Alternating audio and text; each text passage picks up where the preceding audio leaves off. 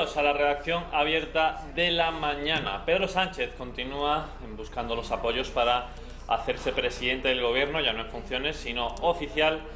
Y estas negociaciones están teniendo lugar en estos momentos, en estas últimas semanas, con Esquerra Republicana y con Junts pel Cat. Junts pel Cat por ahora le ha dado un no rotundo, pero Esquerra Republicana se abre aún a llegar a algún tipo de pacto. Un pacto que, según Pedro Sánchez, va a estar dentro de la legalidad. Habrá que ver porque realmente está moviendo todos los hilos posibles para conseguir que ese pacto tenga lugar. Ya recordamos cuando en la anterior legislatura mandó al que podría ser vicepresidente en un posible acuerdo, al que fue, bueno, a Pablo Iglesias, ¿no?, que seguramente pueda que sea vicepresidente ahora, pues le mandó a Lledoners a hablar con Junqueras y a negociar la investidura, cosa que no salió bien.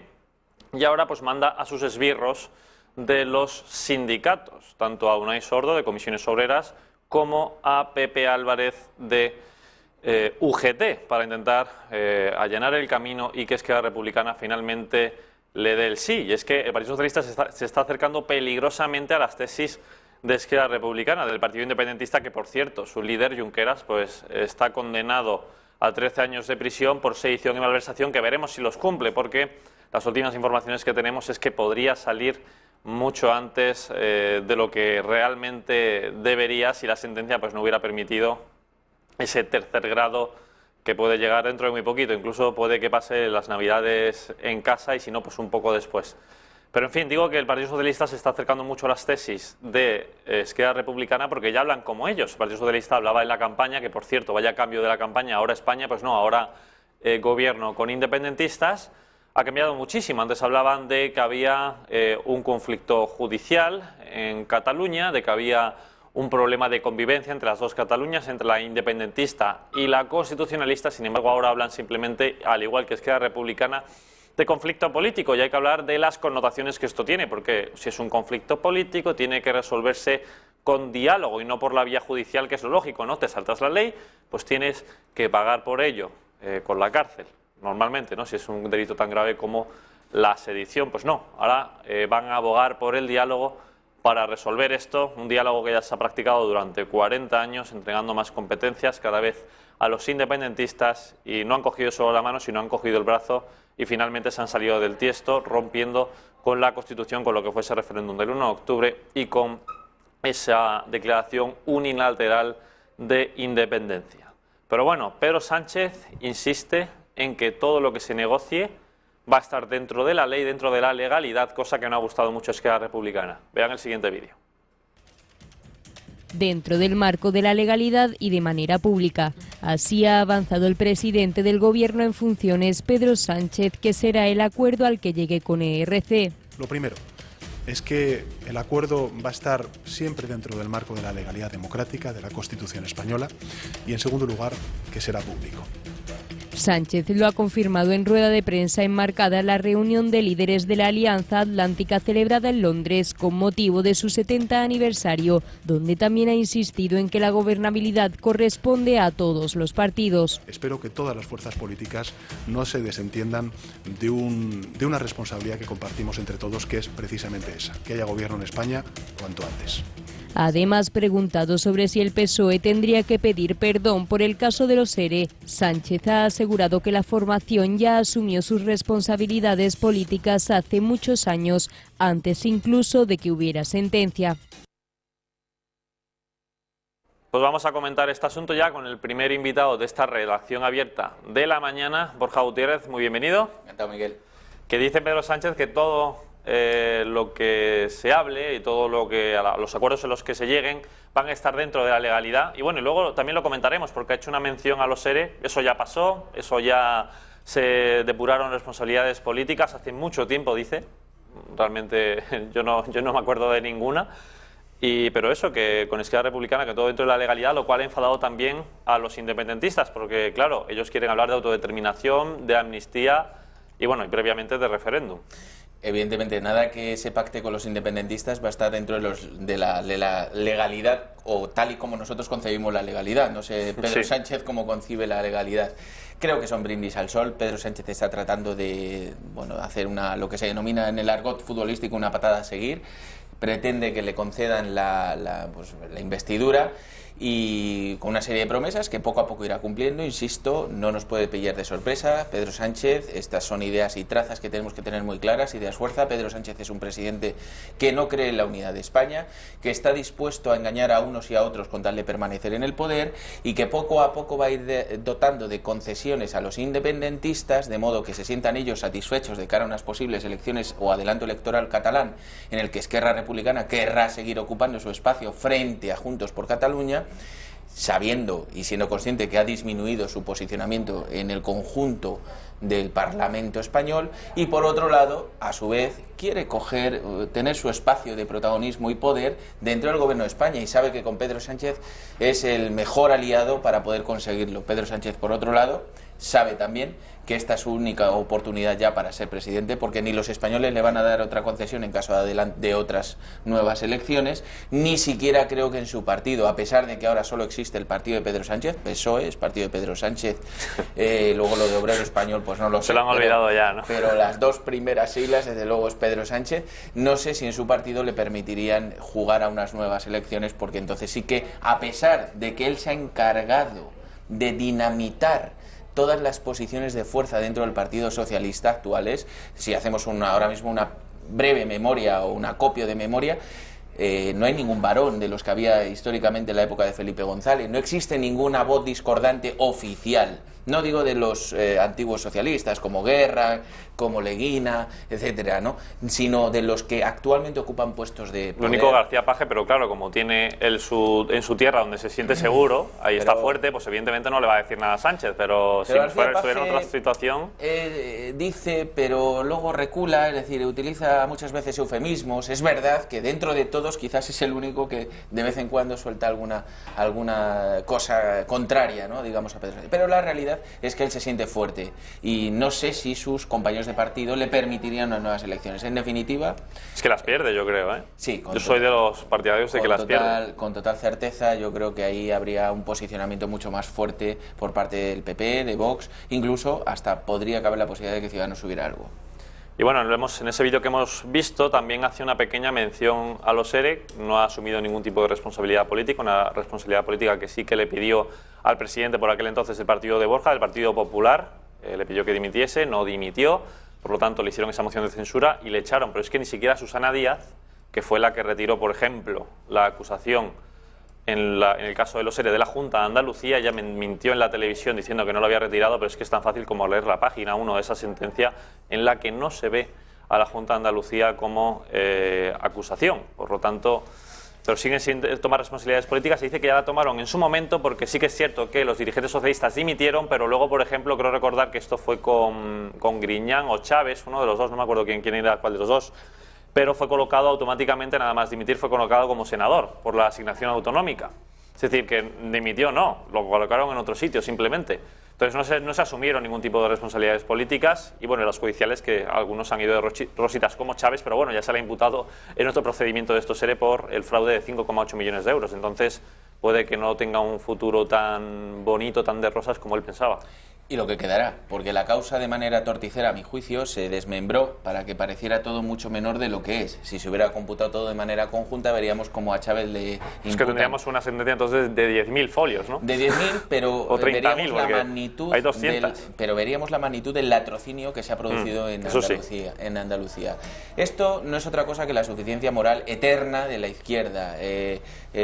Por supuesto, la tiranía mediática que ejercen, tanto a nivel de redes sociales como de medios de comunicación, de modo que nada de lo que les suceda a ellos tiene ninguna repercusión pública. Esto de Andalucía ha sido muy grave. Ha sido muy grave porque no solamente son los 700 millones de euros robados directamente del dinero que debía haber sido empleado para gestionar unos EREs, que luego habría que haber visto si esas medidas propuestas por la Junta eran propicias o no para el desarrollo del tejido industrial y tecnológico de Andalucía, que yo particularmente lo pongo muy en tela de juicio. Pero la realidad es que son 700 millones de euros a los que se les ha unido de manera espontánea, que, bueno, además denunciado por los medios de comunicación, prácticamente de la mano de los medios de comunicación se accedió a ese tipo de investigación, la de UGT y Comisiones Obreras. Y me dirán, ¿qué tiene que ver ahora mismo UGT y Comisiones Obreras? Hombre, como sindicatos politizados, absolutamente todo. Uno del PSOE y el otro de Izquierda Unida. De la Izquierda Unida, del señor Garzón, del Partido Comunista, de los que abrazan a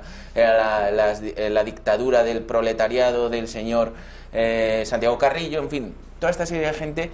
Pero hay una cosa muy importante, se llama Susana Díaz. Susana Díaz en Andalucía ahora parece que mira de lado, no ha pasado nada con ella, pero fíjense, del nuevo escándalo de el dinero de UGT y Comisiones Obreras que debía haber ido destinado a la formación de trabajadores, 40 millones. 40 millones de euros que se han gastado. Es que me da hasta un poco de vergüenza ajena decirlo una vez más, en las mariscadas, que hubo muchos memes con eso. Este es el dinero de las mariscadas, el dinero de regalar maletines incluso falsificados, porque hay que ser cutres, ya que regalas un maletín, por lo menos que no sea falsificado. Es que hasta se han llevado dinero de los propios regalos que hacían al hacerlos falsificados. Y dotando de una serie de partidas económicas a cursos de formación para los parados que luego no se producían.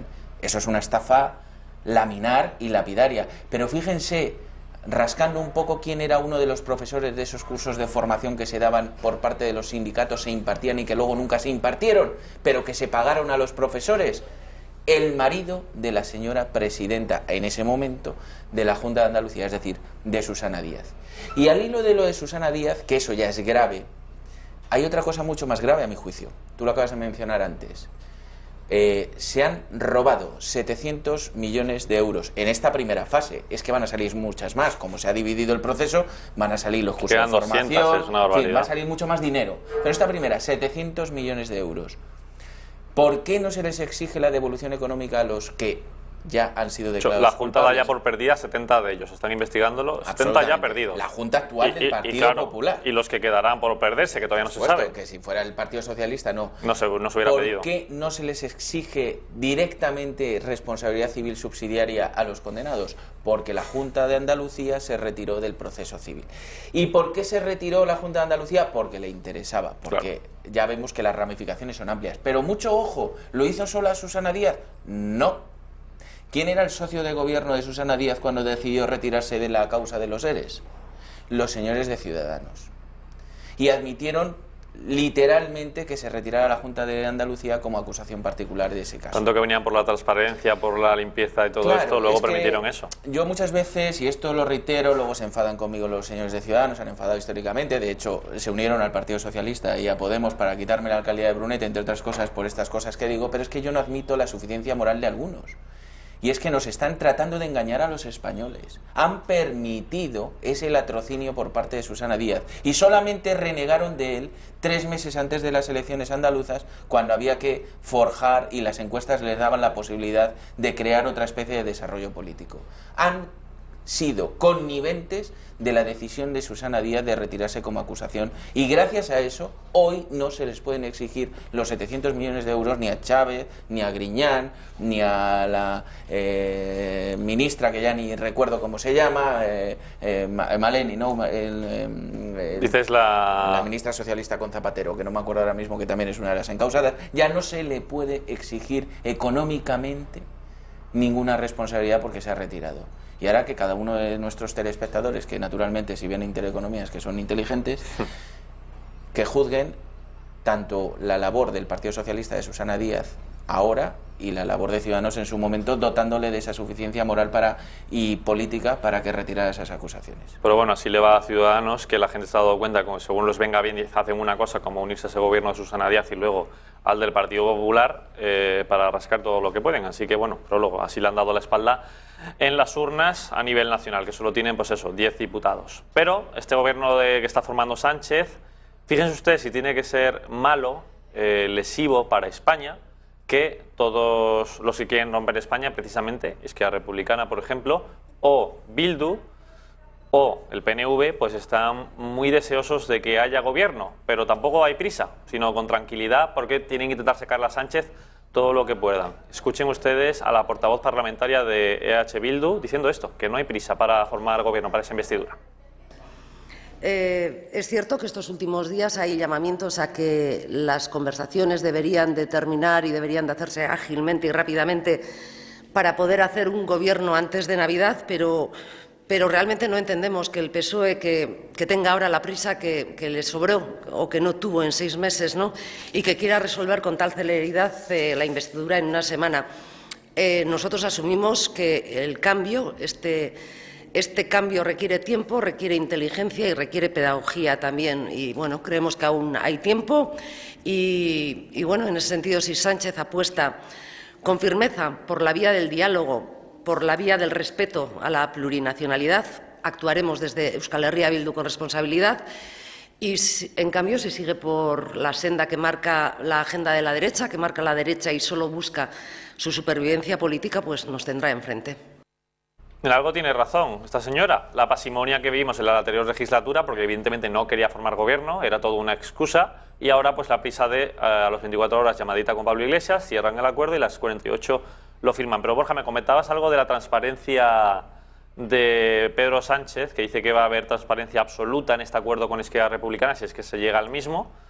Pero realmente no ha sido muy transparente, ¿no?, durante la última legislatura. Una engañifa como las múltiples que nos ha generado y que nos ha tratado de inculcar en los últimos tiempos. Si aboga tanto por la transparencia, ¿por qué se negó a facilitar los datos del gasto del Falcon, por ejemplo, cuando todos sabíamos que estaba utilizando el Falcon incluso para ir a la boda de un cuñado? Es decir, ¿por qué no nos ha dotado de esa información? Y resulta que nos trata de engañar ahora diciendo que los acuerdos con aquellos que quieren romper España los va a hacer públicos y notorios. Podrían ir diciendo de qué están hablando ya, ¿no? Que ya llevan un par de reuniones. Lo primero que tiene que hacer es rechazar los espías de patio que están en estos momentos causando estupor en Cataluña, y que él no solamente los ha rechazado, sino que en connivencia aboga y permite que con su silencio sigan existiendo. Sí, les parece bien. En Cataluña, los espías de patio de los colegios. Fíjense, esto yo muchas veces he dicho que la política de la izquierda actual, evidentemente retirando la violencia, aunque muchas veces la violencia forma parte también de su ADN, es muy parecida a la política, sobre todo de la izquierda más radical, a la política que se practicaba en el nacionalsocialismo, donde existían estos espías de patio. Todos recordamos lo que es el nacionalsocialismo, que no es otra cosa que el movimiento hitleriano de principios de los años 30, vamos a decirlo así. Bueno, pues esto lo practican los totalitarios nacionalistas sediciosos, pero es que el PSOE es connivente y está permitiendo eso. Por tanto, no va a haber ninguna política transparente, que no nos engañen. Dirá lo que quiera decir y habrá una letra pequeña que saldrá de manera espontánea en algún momento. Y fíjense, les voy a dar otro dato que antes se me había pasado, pero que es muy importante para saber la labor torticera, tóxica y a su vez deleznable por sus mentiras que está tratando de inocular el presidente del gobierno en funciones. ¿Quiénes han sido los últimos que recientemente han ido a ver a la cárcel al señor Junqueras para fortalecer, vincular y tratar de presionar en este nuevo y futurible acuerdo de gobierno con los podemitas, comunistas y con los sediciosos? No son otros que los líderes de UGT y Comisiones Obreras, los que acaban de destapar 40 millones de euros de corrupción más atroz del dinero destinado a los cursos de formación de los parados, gastándoselo en las mariscadas, y no digo de manera peyorativa, ojalá me lo pudiera gastar yo en una mariscada, de manera literal, gastándose el dinero de los parados en las mariscadas, en maletines falsificados, etcétera, etcétera, etcétera. Estos son los que el señor Sánchez ha elegido como interlocutores para convencer a Junqueras en la cárcel. Porque no me van a decir ustedes, que pensarán igual que yo, que han ido de manera espontánea sin que lo sepa el presidente del gobierno en funciones. Naturalmente, el presidente del gobierno en funciones maneja al líder de su sindicato troncal, y el otro lo maneja literalmente Pablo Iglesias, no Pablo Iglesias, su socio de gobierno, que va a tener un puesto en el Consejo de Ministros, que no es otro que el señor Garzón de lo que queda de Izquierda Unida. Que es curioso, ¿no?, que tiene que ir a hacer un jefe sindical a la cárcel a negociar o a intentar facilitar ese acuerdo para el Partido Socialista. Pero claro, es que al fin y al cabo el propósito del sindicato, primero, chupan la sangre del Estado con subvenciones que luego no sirven para nada porque evidentemente son inútiles, pero encima solo sirven a la izquierda, no sirven a los trabajadores en general. Y luego cuando tenemos, por ejemplo, lo de los ERE, pues no dicen ni pío cuando es el mayor robo, no solo a los trabajadores, sino además ese dinero que debe haber ido para los parados. Bueno, yo voy a decir una cosa, ahora mismo, salvo aquellos que estén subvencionados por parte de la línea editorial de los sindicatos, tanto de UGT como Comisiones Obreras, no creo que haya ningún trabajador que siga aportando una cuantía económica mensual o anual a estos dos sindicatos, después de ver lo que han hecho con parte de su dinero y parte de la subvención destinada a su formación, en el caso de los parados. Yo no creo que haya ningún trabajador que en estos momentos permita que hagan eso con su conciencia y con su dinero simultáneo. Pero aparte de todo, es ya necesario e inmediato que se abra el debate en la sociedad de que se quite definitivamente la subvención a los sindicatos.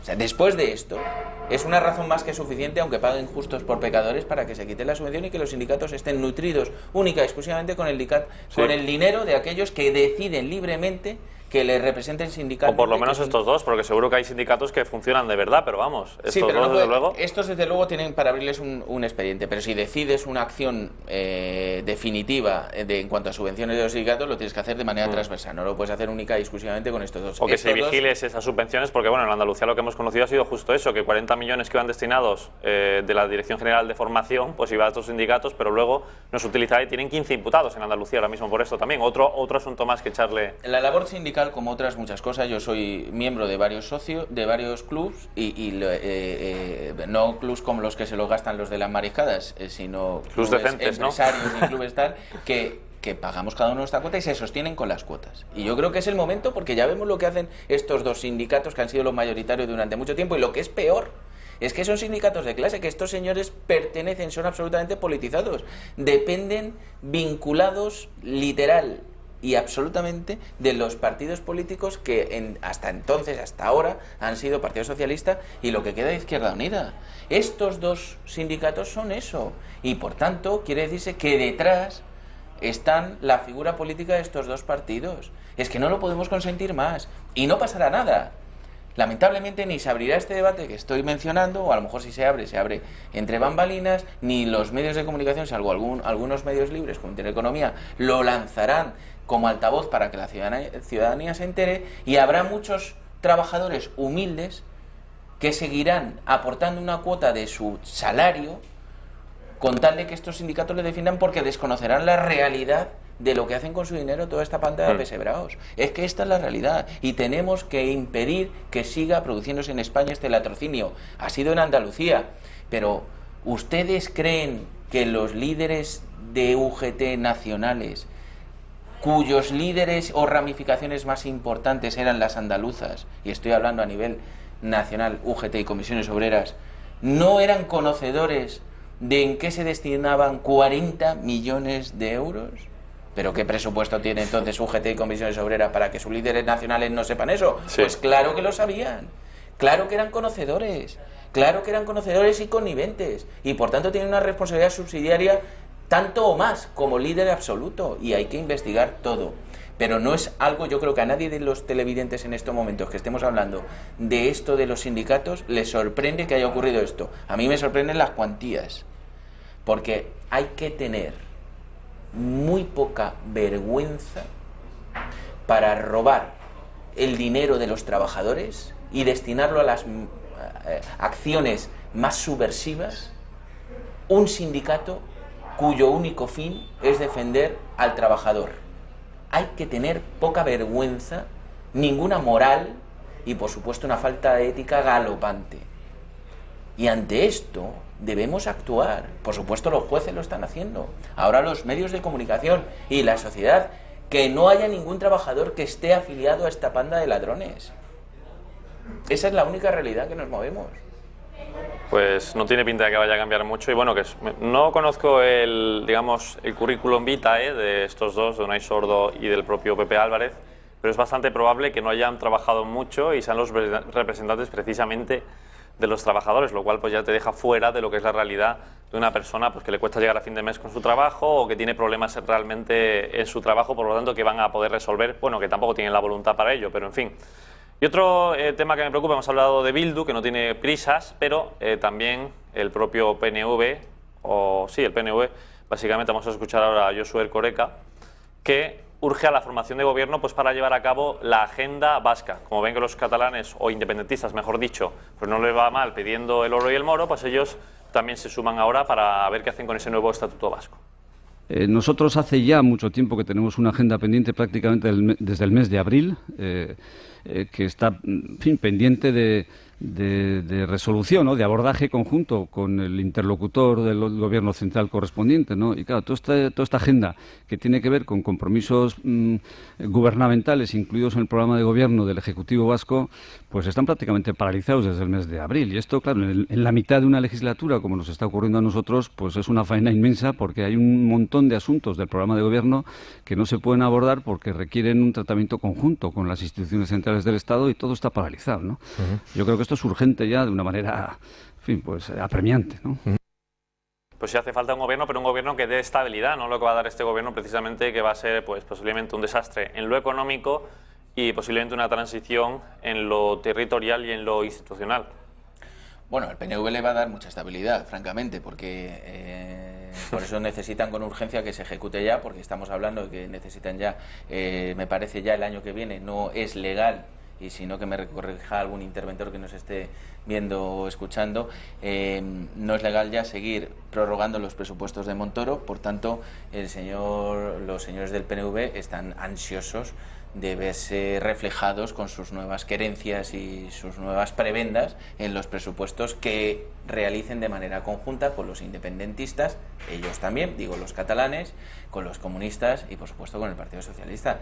Ellos lógicamente son de los más interesados porque evidentemente van a ser de los más beneficiados.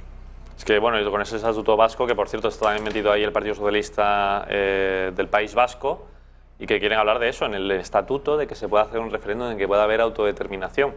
Yo creo que sin duda, dejando aparte el golpe de Estado del 1 de octubre, estamos muy cerca además de que se desmiembre España, esperemos. España ha sobrevivido a todo realmente durante su historia, a mil cosas, pero estamos en una situación bastante complicada. Pero bueno, vamos a cambiar de asunto, vamos a hablar de lo ocurrido ayer en el centro de Menas de Hortaleza, porque el guardia jurado encontró una granada en el patio y todavía se está viendo quién lo ha tirado, pero bueno, se están poniendo todos los focos contra Vox por supuestamente alentar el discurso de odio. Vean el siguiente vídeo. Policía Nacional ha detonado de forma controlada y sin incidentes un artefacto sospechoso hallado en el interior del centro de primera acogida de menores extranjeros de Hortaleza. 3 testigos del centro de acogida han explicado que en un principio la policía les había dicho que todo estaba bien, pero que no les dejaban ni entrar ni salir. Luego ya desalojaron todo, yo vi que estaba todo cintado y luego sobre las 12 o 1 de la tarde ya pudimos pasar y nos dijeron que había una bomba. Por otro lado, Emilia, vecina del barrio, ha asegurado que no se puede tener a un barrio aterrorizado, pero ha insistido en que con la mayor parte de los chicos se puede convivir. Se está creando una plataforma de vecinos por ayuda a estos chicos. No podemos consentir que el odio destruya a tanta gente buena que hay ahí dentro. Por el momento se desconoce quién ha lanzado el artefacto, que ha sido descubierto este miércoles a las 9 de la mañana por un vigilante jurado. Bueno, habrá menas buenos y malos, pero lo que es cierto, y ya lo vimos aquí en esta redacción abierta hace un par de semanas, es que la gente de Hortaleza tiene a veces miedo porque ya les han robado muchas veces, ha habido violencia y demás por parte de estos. Pero bueno, centrándonos en lo de Vox, que ahora pues toda la izquierda se está tirando a la yugular, como por ejemplo el ministro de Interior en funciones, Grande Marlaska. Escuchen. Lo preocupante de los discursos de odio, todos esos personas, se va a decir otro, pero vamos a dejarlo en personas, que lanzan determinadas manifestaciones verbales creyendo que son inanes, que no tienen efectos, y llamar realmente a la xenofobia, a la discriminación, pues muchas veces es la antesala de hechos más graves. Por eso yo siempre digo que tenemos que ser muy vigilantes con los discursos de odio. Los discursos de odio tienen una gravedad y una entidad por afectar a la diversidad, a la igualdad, a la tolerancia. Pues esto dice Grande Marlaska, pero como ya les he dicho, hay medios de comunicación, como por ejemplo, que no son sospechosos de ser de derechas, como La Sexta o 4, unos hablan de origen magrebí y otros hablan de origen árabe, un poco más amplio. Entonces, yo creo que Vox ahí mucho no tendrá que ver, ¿no? Sí, como esta nueva víctima de violencia de género que parece que ha declarado el que podría ser su asesino, que es de origen colombiano. No quiero decir que con esto se vincule a la inmigración, pero a mí me preocupa mucho el discurso de Grande Marlaska, porque Grande Marlaska es juez. Y me preocupa mucho que él trate de arrojar litros y litros de agua contaminada contra un partido político, cuando su socio de gobierno futurible e inmediato, que es Podemos, ha dicho cosas como la azotaría hasta que sangrara hacia una periodista, el líder. ¿Eso no es un discurso de odio, señor Marlaska? O, como he escuchado yo recientemente, ojalá los hospitales no permitan entrar a los votantes de Vox. Eso fue la Fallarás, ¿no? Creo recordar. 3,5 millones de votantes. Ojalá no les permitan entrar a los hospitales. O la alerta antifascista, que a raíz de ahí hubo 100 agresiones a diferentes representantes o simpatizantes de Vox. 100, ¿eh? En un año. A mí, para empezar, me parece lamentable que la izquierda esté utilizando este acto, que es un acto evidentemente condenable, delictivo y condenable, por supuesto, que lo esté utilizando contra un partido político. Cuando sus socios de gobierno, he hablado de los comunistas, pero es que los discursos de odio de sus futuribles socios de gobierno de Esquerra Republicana podrían darnos horas y horas de lectura. Y eso lo ven normal. Por eso, insisto una vez más, a todos nuestros televidentes, no caigamos en la demagogia y la suficiencia moral de la izquierda, el sectarismo ideológico, el acoso a todo aquel que piensa distinto, la persecución a todo aquel que dice lo que cree. No caigamos en esa tentación, luchemos contra eso. Hoy hemos visto las declaraciones de un ministro en funciones que es juez, acusando a un partido político, tercero en representación en España, cuando sus socios de gobierno no solamente es que día a día transmitan odio en cada una de sus declaraciones, sino que además tratan de romper la unidad de nuestro país, que es lo más sagrado, podemos decirlo así, como artículo básico de la Constitución. Y en cambio arroja, insisto, litros y litros de agua intoxicada contra otros partidos. Es deleznable, deplorable y, por supuesto, aquí eso no quita que condenemos pues las acciones probablemente mucho más circunscritas al barrio donde se encuentra que a una acción absolutamente premeditada de nadie con un sesgo político. Pues totalmente de acuerdo, Borja, y también habría que decir que Vox condenó ayer estos actos, pero en fin, que habría que decirle a estos del Partido Socialista que a veces pues no vale todo y no se puede hacer esta guerra sucia contra el Partido Santiago Abascal, porque al fin y al cabo estas estigmatizaciones acaban en violencia, como ya vimos con esa alerta antifascista en este caso de Pablo Iglesias, que acabó con 100 agredidos de Vox durante un año. Don Borja Gutiérrez, muchas gracias por estar como siempre en la redacción abierta. Nos vamos a publicidad y enseguida estamos de vuelta, 2 minutos, para continuar analizando la actualidad política.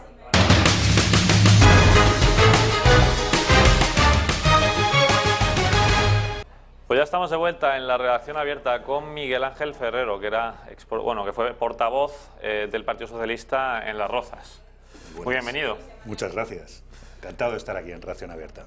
Pues para empezar a analizar temas, me gustaría que habláramos de la deriva filonacionalista, podríamos decir, del Partido Socialista, que ahora pues parece que con tal de conseguir gobierno pues está hablando de plurinacionalidad, de conflicto político y demás asuntos. Y es que ayer presentó Mariano Rajoy su libro y al hablar de su libro pues evidentemente habló de este asunto y le ha dicho a Sánchez que por favor que no rompa ese consenso que había nacional entre PP y PSOE y que por supuesto que no pacte con Esquerra Republicana, porque esto puede tener consecuencias negativas para el país. Vean.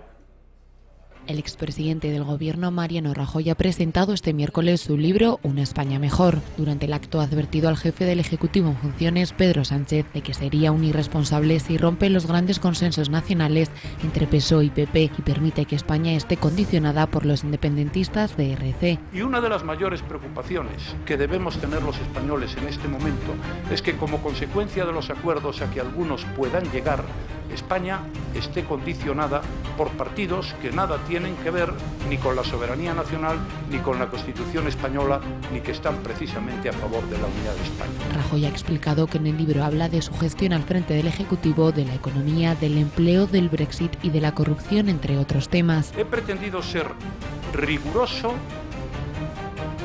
pero a la vez entendido.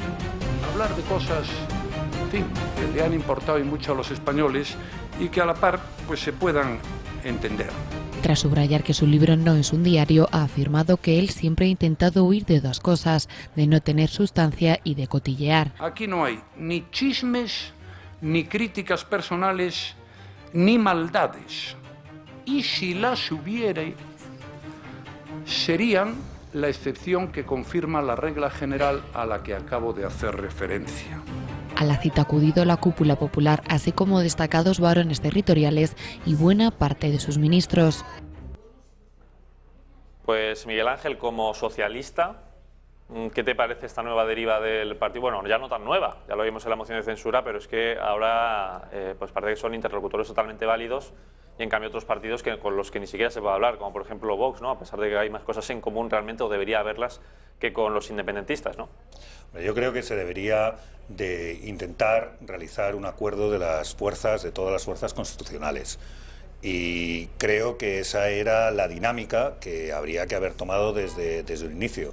Yo ya lo he dicho muchas veces en distintos programas y lo he dicho públicamente, que las negociaciones con Esquerra Republicana de Cataluña a mí no me gustan absolutamente nada, porque trasladan un mensaje que yo creo que no es positivo para la ciudadanía. La ciudadanía necesita saber que existen una serie de fuerzas que van a defender los principios constitucionales. El Partido Socialista los sigue defendiendo. ¿Tú te sientes como engañado por la campaña del Partido Socialista, Ahora España, con los independentistas? Parece que iban a tener mano dura, pero de repente el cambio postelectoral. Las incoherencias de todos los partidos políticos son una práctica habitual, ¿no? Y ya estamos todos un poco acostumbrados a que se digan unas cosas en campaña y luego se hagan las cosas distintas, lo cual debería de operar algún cambio en este país, sí. Pero para que eso sucediera tendría también que cambiar el sistema electoral, tendríamos que hablar de otra serie de cosas, porque actualmente el sistema y el marco constitucional español se fundamenta en partidos políticos. Es una democracia de partidos políticos. Entonces es muy difícil que pasen cosas como las que pasan en Inglaterra, que un parlamentario es capaz de levantarse, incluso ponerse a la bancada de enfrente, porque no está de acuerdo, porque su electorado no está de acuerdo con eso. Quizá, bueno, eso podríamos hablar en otro momento, pero eso es tremendamente más sano. Radical, claro. Eso sería algo mucho más sano. Actualmente, pues, existen ahora mismo existen 5 carreteras, 5 autopistas, y nadie se sale. O te vas, claro. Claro, eso es lo que está sucediendo. Yo creo que ese cambio se terminará produciendo porque la democracia así lo exige, ¿no? Que poco a poco la gente va exigiendo a todos sus políticos que sean más coherentes. Y de esta manera pues habría mucha más coherencia y saldría. La realidad de lo que estamos viviendo es que se está negociando y con una fuerza que pues, a mí personalmente pues no me da ninguna garantía. Yo espero que, como esto no ha hecho más que empezar, pues que al final de todo esto pues sea el Partido Popular el que se abstenga. Yo puedo decir, es que no todo el mundo puede, pero yo sí que puedo decir que el Partido Popular debería de abstenerse para que gobernara el Partido Socialista, porque pues claro, lo defendí con el mismo criterio para que gobernara el Partido Popular, y como lo defendí de una manera ferviente, y lo hice con fuerza, que creía que porque el sistema lo exigía, que no podíamos ir a unas terceras elecciones, pues tengo la capacidad... Pero en solitario, claro. Bueno, lo defendimos mucha gente. Al final me refiero que si se abstuviese el Partido Popular tendría que ser con el PSOE solo, a Podemos hay que dejarlo fuera. Bueno, sí, de la misma... Que por cierto, ¿qué te parece ese pacto, ese otro pacto? Hombre, yo ese sapo me lo podría, ya con esa palabra, pues ya te estoy diciendo mucho, ¿no? Ese sapo me lo podría comer porque es necesario. Estamos en un momento en el que hemos estado durante casi 40 años con un sistema presidencialista en la sombra, porque era bipartidista y entonces era o de Cánovas a Sagasta y de Sagasta a Cánovas, y de repente hemos entrado en el sistema parlamentario puro y no sabemos trabajar con él. porque hemos entrado en un sistema de 5 partidos y es un sistema parlamentario en el que hay que llegar a acuerdos y nadie sabe llegar a acuerdos, estamos aprendiendo a llegar a acuerdos. Por eso quizá también deberíamos de repensarnos también lo que significan los sistemas parlamentarios.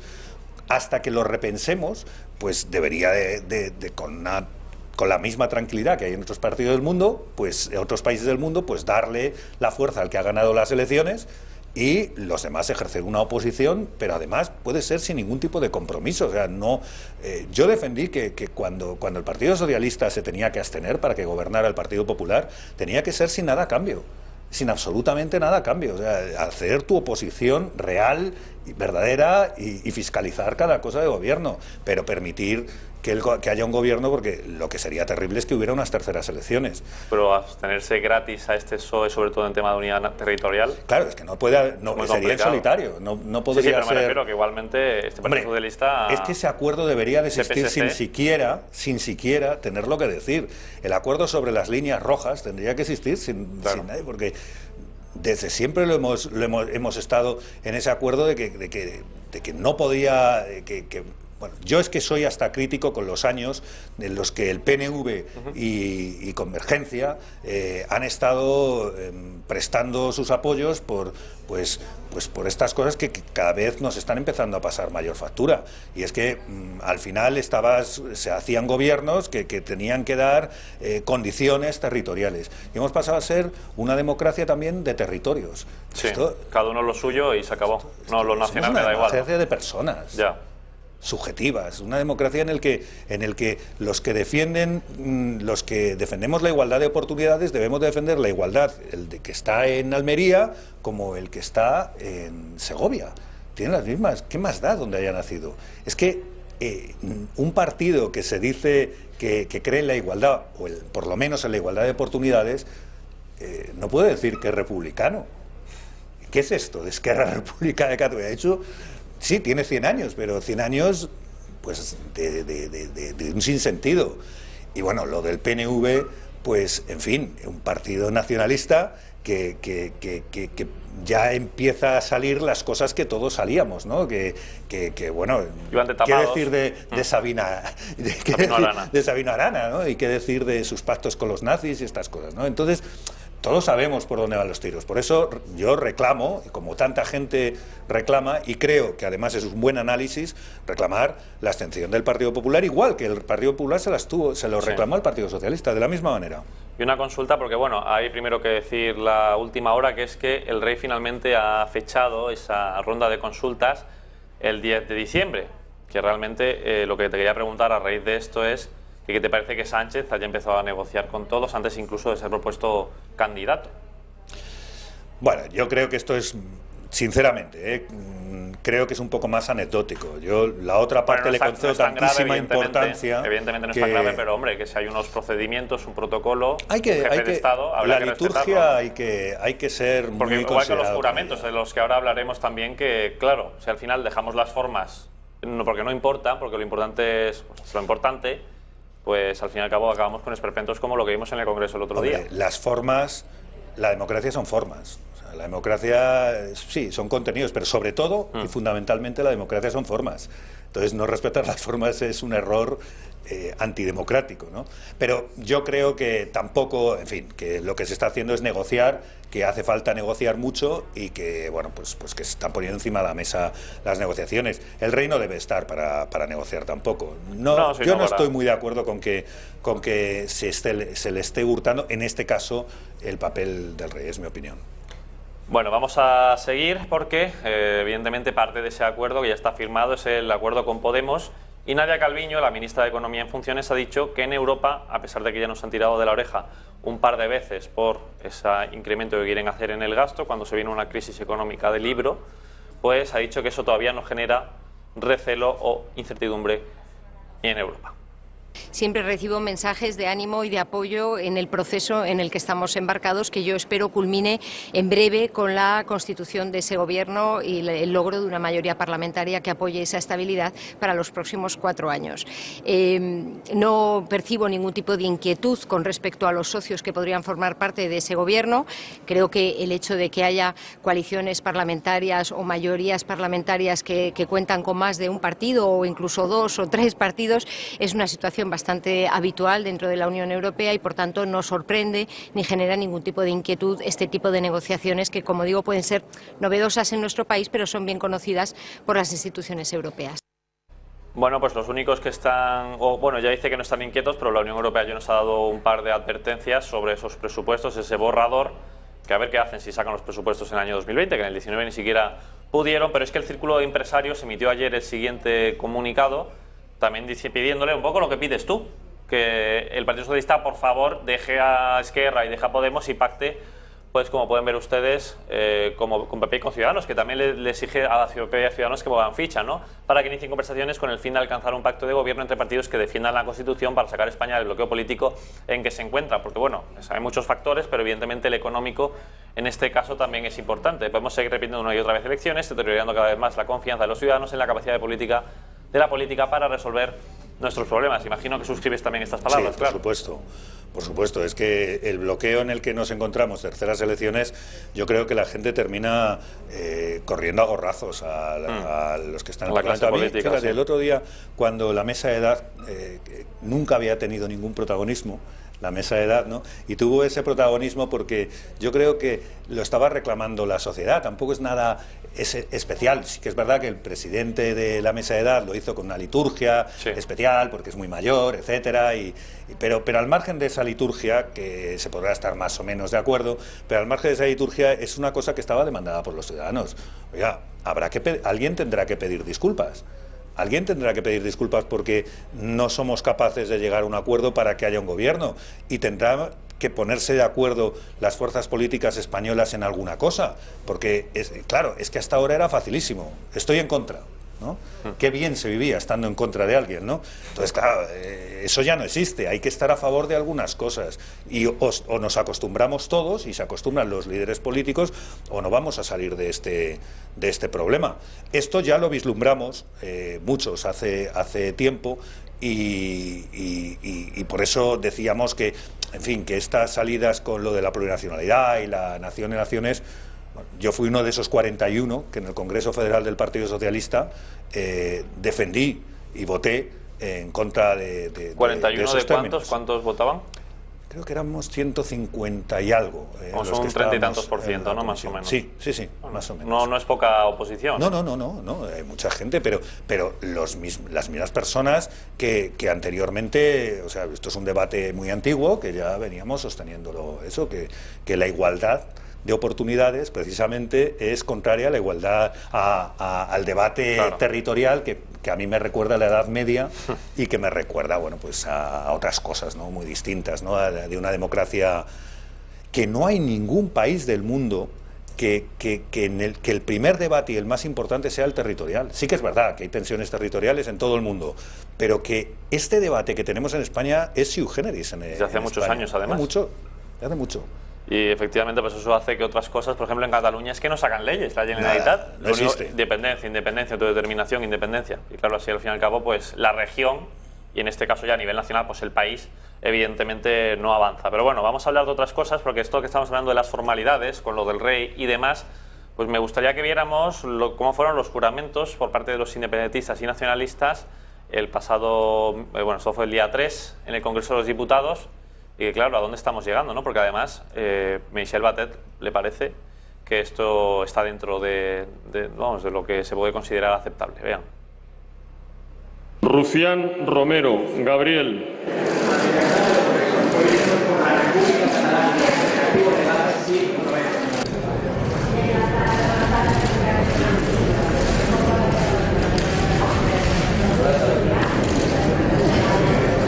Esteban Bravo Aitor. Rego Candamil Néstor.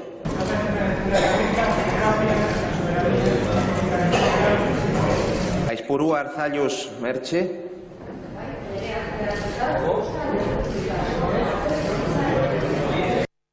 De todos estos, el peorcito posiblemente es el de Gabriel Rufián, que es que dice por los presos y presas políticas como si en España hubiera de eso. Los otros, bueno, también están mal, pero yo me podría incluso conformar a lo mejor con el de imperativo legal, aunque bueno, realmente deberían de querer acatar la Constitución en realidad, no simplemente por hacer una formulita, dejarles. Pero es que Batet ha dicho que como esto ya se ha permitido antes, pues que ahora también se va a permitir, en vez de, bueno, hay que recordar que Vox y el Partido Popular lo van a recurrir porque considera que no son fórmulas válidas de acatar la Constitución.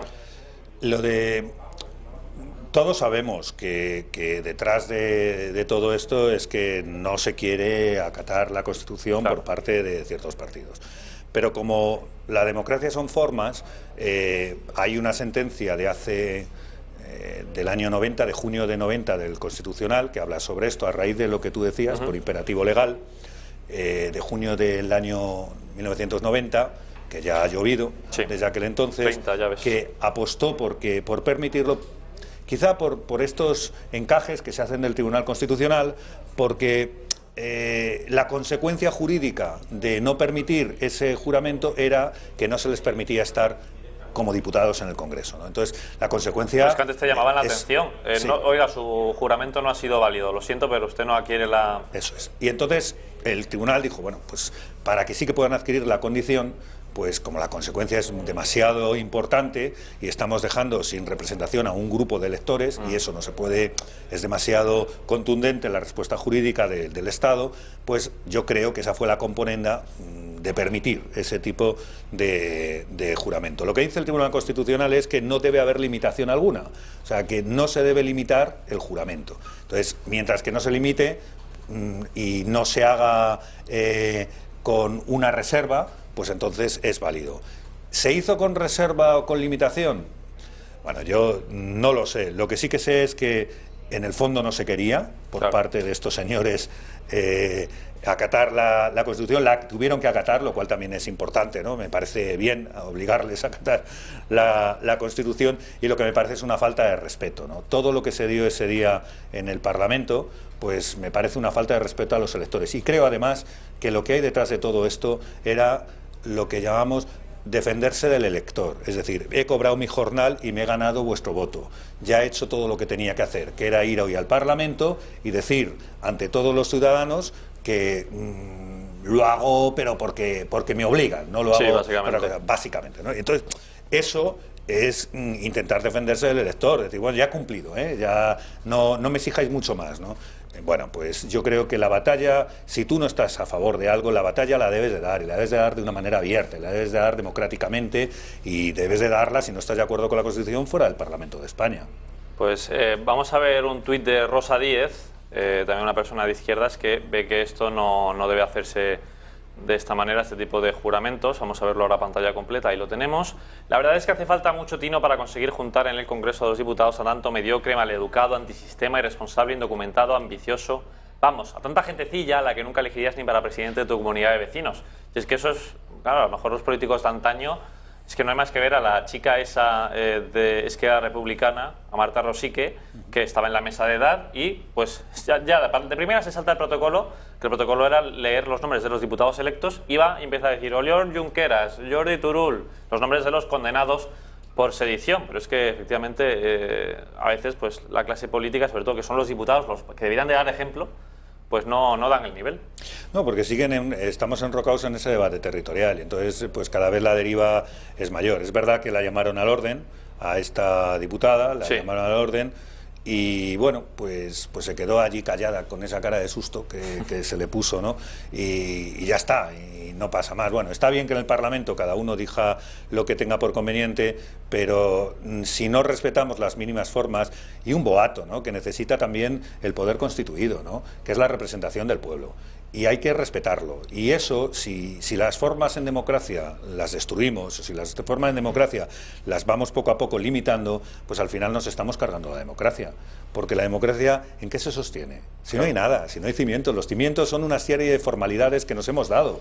No va a bajar nadie del cielo, de la nube, y nos va a decir, tú tienes democracia. No, la democracia existe porque todos queremos que exista. Y se fundamenta en estas formas, ¿no?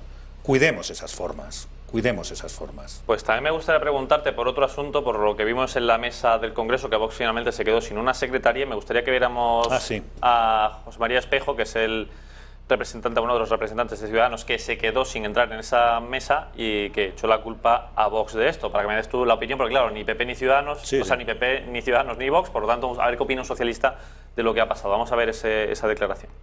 Es una pregunta que debería responder Vox, pero lo que parece es que existe una alianza circunstancial entre el PSOE y Vox, ¿no? Parece que los dos les conviene retroalimentarse, es decir, el PSOE le conviene un partido como Vox fuerte y en la mesa y las instituciones, y a Vox les conviene un partido como el PSOE para polarizar y en ningún caso a ninguno les conviene un partido central, moderado, que defiende la Constitución y que busca sobre todo las reformas de Estado y la gobernabilidad. Por un lado tenemos un partido que lo que busca es romper el sistema y por otro lado un partido que lo que le interesa es que haya partidos que quieran romper el sistema para perpetuarse en el poder, pactando con unos y otros de los que quieren romper el sistema. ¿Quién tenía la culpa de esto? ¿El Partido Popular o Vox? Porque el cruce de declaraciones ha sido... Hombre, el Partido Popular no cedía nada. El Partido Popular, por cierto, que está sostenido por Vox en Madrid y en Andalucía. Hombre, yo creo que un poquito más de coherencia política no vendría mal. Es el Partido Popular el que le ha quitado, yo no tengo ninguna duda, el que le ha quitado la secretaría.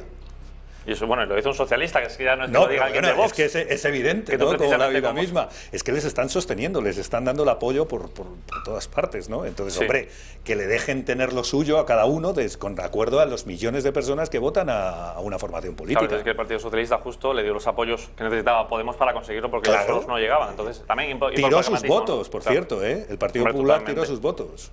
Totalmente. Pero, en fin, Miguel Ángel Ferrero, portavoz o ex portavoz del Partido Socialista en Las Rozas. Mil gracias por estar en esta redacción abierta. Muchas gracias a vosotros. Y quedas invitadísimo para cualquier otra ocasión. Pues muchísimas gracias, encantado. Pues ahora es hora de hablar del Pozo Alimentación, que ya que está la Fundación España Activa, pues les ha premiado a la saga Galardonado con por un premio por haber promocionado con Tino la vida activa y saludable de sus más de 5.000 trabajadores, su apoyo al deporte base, su compromiso con la discapacidad y el patrocinio de varias competiciones deportivas. Esta fundación ha celebrado la tercera gala de premios con el objetivo de reconocer a todos aquellos agentes que con sus acciones ayudan a que cada día haya más personas más activas y más veces. Esta labor está en la línea con la misión de la fundación, que consiste en promocionar el deporte y la actividad física como forma de sumar salud en las personas y aumentar su bienestar. El Pozo Alimentación ha sido reconocido junto a Edurne Pasaban por ser la primera mujer en la historia de alcanzar los 14 8000, el diario Marca por sus 8 décadas de historia divulgando el deporte, y la Fundación Sanitas por sus proyectos de salud Healthy Cities, y la Cátedra CEDI y el Ayuntamiento de Narón en La Coruña por sus iniciativas de adelgazar 100.000 kilos, cuyo objetivo es fundamentalmente la lucha contra el creciente sedentarismo de la población. La compañía está unida a los valores del deporte y está comprometida en su apoyo con diversos patrocinios con el Pozo de Murcia Fútbol Sala, el equipo paralímpico español y la Vuelta Ciclista a España. Este año, por segundo año consecutivo, es patrocinador oficial de la gira Revolution on Ice, el espectáculo del patinador y 7 veces campeón de Europa Javier Fernández. La compañía de alimentación está sumando proyectos deportivos exclusivamente femeninos a los que ayuda con el objetivo de que consigan situarse en la posición que realmente les corresponde y vayan escalando posiciones en su repercusión social. Está colaborando con varios proyectos, entre los que destacan el patrocinio de Alhama Club de Fútbol Femenino, El Pozo, único equipo murciano que milita en la Reto Iberdrola. También patrocina la carrera ciclista femenina profesional de 2 días de competición, el Madrid Challenge, al Club de Natación Sincronizada de Alhama de Murcia, que compite a escala nacional, y la Carrera de la Mujer, el evento deportivo femenino más grande de toda Europa. Y este año ha impulsado la corrida Sempre Müller, celebrada en Lisboa y que congregó a más de 100.000 corredoras que apoyan unánimemente la lucha contra el cáncer de mama. Con estos ejemplos, el Pozo Alimentación, líder en la alimentación saludable, demuestra su firme apuesta por el deporte como una escuela de valores en la que la disciplina, el compromiso, el empeño, el compañerismo y la superación son la base del éxito. Pues nos vamos ya, termina esta redacción abierta. A partir de las 6 de la tarde podrán seguir la información en esta redacción abierta, pero de la tarde.